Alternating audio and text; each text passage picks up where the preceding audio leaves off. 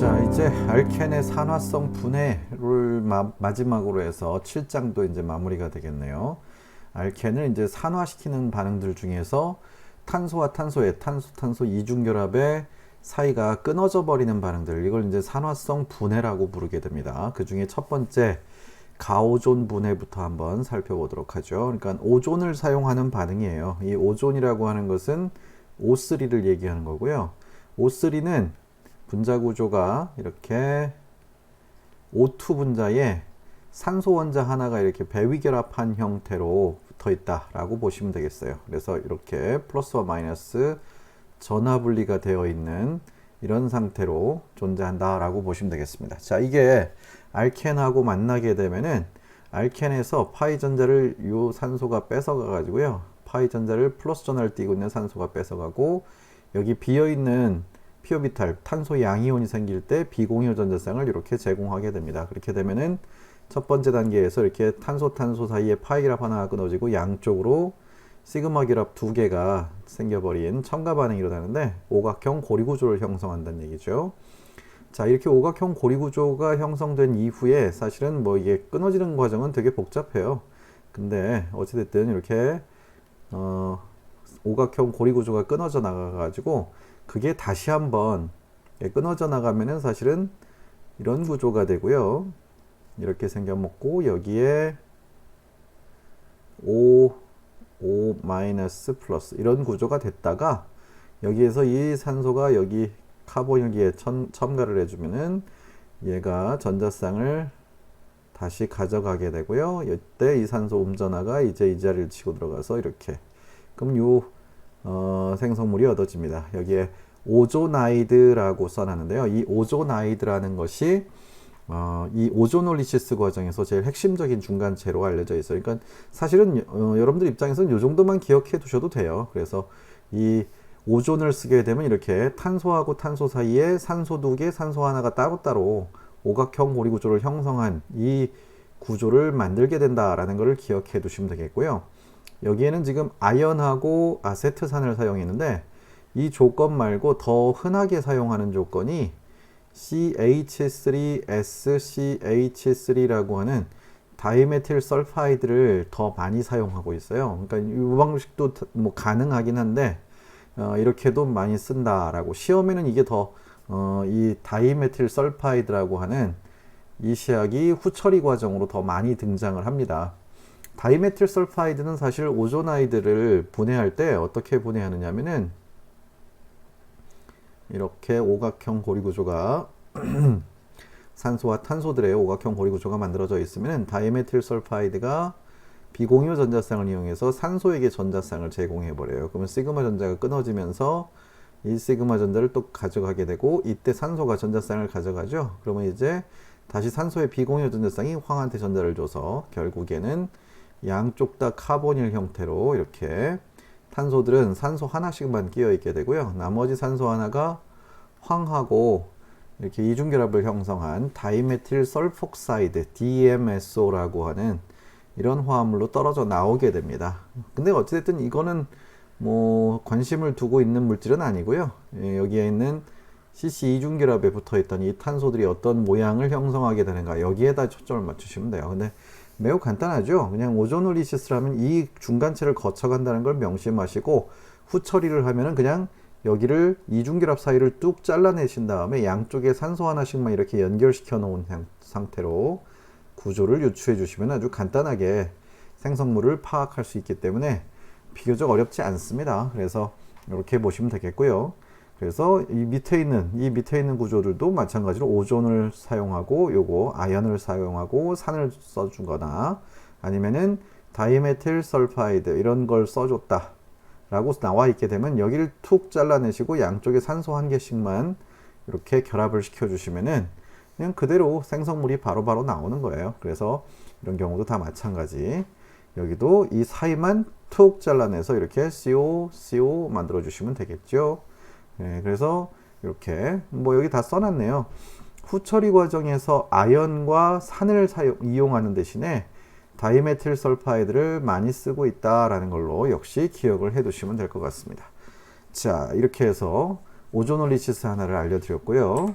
자, 그 다음에 다이올을 앞에서 만들었었어요. 어떤 알켄에다 다이올을 만드는 방법 중에서 오스뮴 테트라옥사이드라고 하는 걸 사용하고, 두 번째 과정에 NaHSO3라고 하는 걸로 처리를 해주게 되면은 이렇게 양쪽 탄소에 세너디션이 일어나서 OH 두 개가 만들어진다라고 알려져 있죠. 근데 그 구조에다가 이제 후처리 과정으로 HiO4라고 하는 과아이오딘산 이런 걸 첨가해 주게 되면요, 저 산소하고 산소 사이에 아이오딘이 이렇게 가운데 양다리 걸치면서 오각형 고리 구조를 또 형성을 하게 돼요.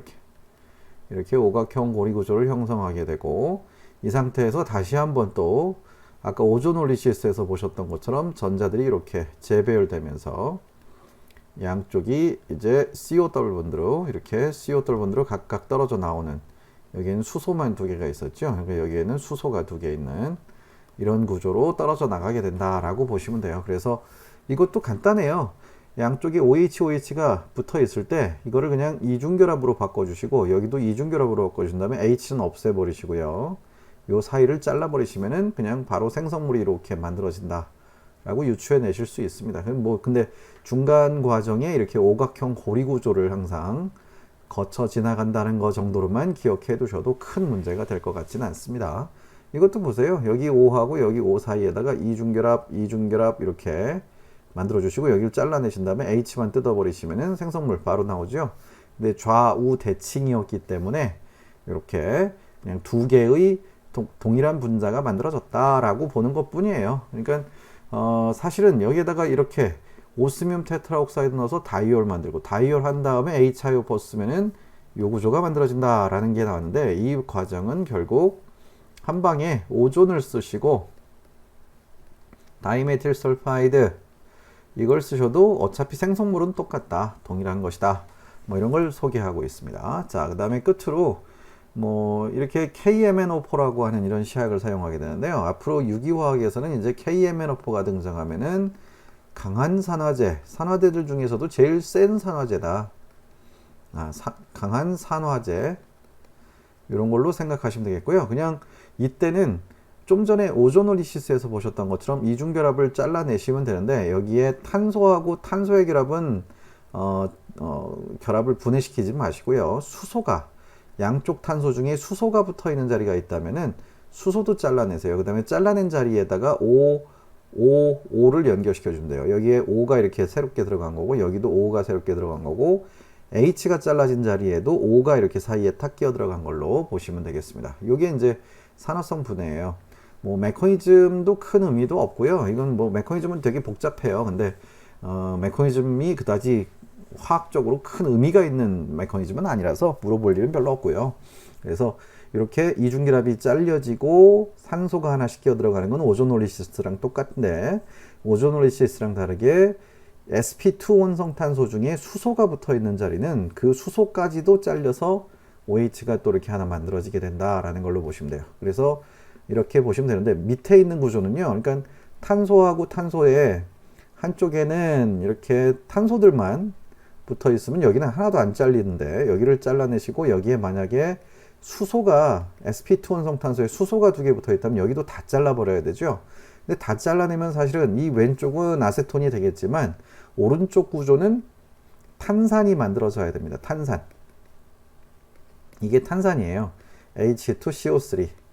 근데 이 H2CO3는 사실상 H2O에 이산화탄소가 녹아있는 형태를 바로 탄산이라고 부르게 되는데, 이산화탄소가 물에 그렇게 많이 녹진 않거든요. 그래서 이거는 기체로 다 날아가 버립니다. 그래서 이게 더 분해돼서 결국에는 CO2가 된다 해서 여기는 그냥 CO2로 봅니다. 그리고 일반적으로 이 반응이 발열 반응이라서요, 반응 전보다 반응 후에 온도가 높아져요. 근데 온도가 높아지면은 기체 용해도는 떨어지게 되겠죠. 그래서 이산화탄소가 돼서 다 날아가 버릴 테니까 그냥 말단에 붙어 있는 수소 2개짜리 sp2는 무조건 CO2로 잘라내시면은 가볍게 요 산화성 분해 반응까지도 다 정리가 된 거다라고 보시면 되겠습니다. 그러니까 세 가지 산화성 분해 방식이 있는데 뭐 다 어떤 약간씩의 연관성이 있어요. 그래서 그런 식으로 탁탁탁 정리해 두시면은 7장은 모두 끝났습니다. 자, 7장에서 이제 여러분들이 유기화학 반응을 굉장히 다양하게 여러 가지로 배우셨는데요. 이런 식으로 한번 정리를 해봤어요. 그러니까 중심에 있는 요 물질 하나를 가지고 H2PT, 그러니까 수소 첨가 반응을 하면 그냥 뭐 파이람만 없애시면 되는 거고, H3O 플러스는 H 플러스가 붙고 3차 탄소 양이온 생기고 거기 물이 들어가고, 이런 식으로 각 반응들을 이렇게 하나씩 정리를 해봤는데, 이건 뭐 제가 정리해 준 거 자체가 중요하다는 얘기가 아니고, 이런 식으로 여러분들도 이제는 틈나는 대로 좀 여유 시간이 생겼을 때 멍 때리지 마시고 어디 연습장이라도 아니면 수첩이라도 하나 들고 다니시면서 내가 이 단원에서 배웠었던 반응이 뭐뭐 있었지 하는 식으로 각 단원에서 나오는 반응들을 이렇게 이런 유형으로 한번 정리를 해 보시라고 한번 제가 예시를 보여드린 거예요. 이거를 따로 시간을 잡아서 뭐 유기화학 그 공부하고 나서 뭐 수업을 듣고 나서 따로 복습으로 정리를 해봐야 되겠다 이렇게 하시는 것보다는요, 수업은 그냥 한번 들으시고 그냥 진짜 말 그대로 여유 시간에 시간 날 때 한번 정리 한번 해보지 뭐 그러면서 하는 식으로 틈틈이 이렇게 해보시면요, 이게 훨씬 더 효과적이에요. 그래서 뭐 친구 기다리면서 커피숍에서 멍 때리지 마시고 그냥 한번 그려보시고, 뭐 아니면은 뭐 밥 먹고 나서 좀 시간이 남는다 그럼 그때 한번 또 연습장에다 한번 끄적끄적 해보고, 이런 식으로 하시면은 몇 번 해보지 않아도 다 웬만큼은 다 따라오실 수 있을 겁니다. 그러니까 여기에서 제가 이런 라세믹 이런 얘기까지 다 써놨는데, 이 라세믹 뭐 이런 얘기들은 이제 입체 배열에 좀 주의를 해라. 입체 배열에 좀 주의를 해서 이 반응들의 입체 배열이 어떤 구조로만 나올 수밖에 없는가, 이런 것들도 좀 염두에 두시고 챕터를 마무리 지어 보십시오 하는 식으로 제가 예시를 보여드린 겁니다. 여기까지가 7장 내용이 모두 마무리됐어요.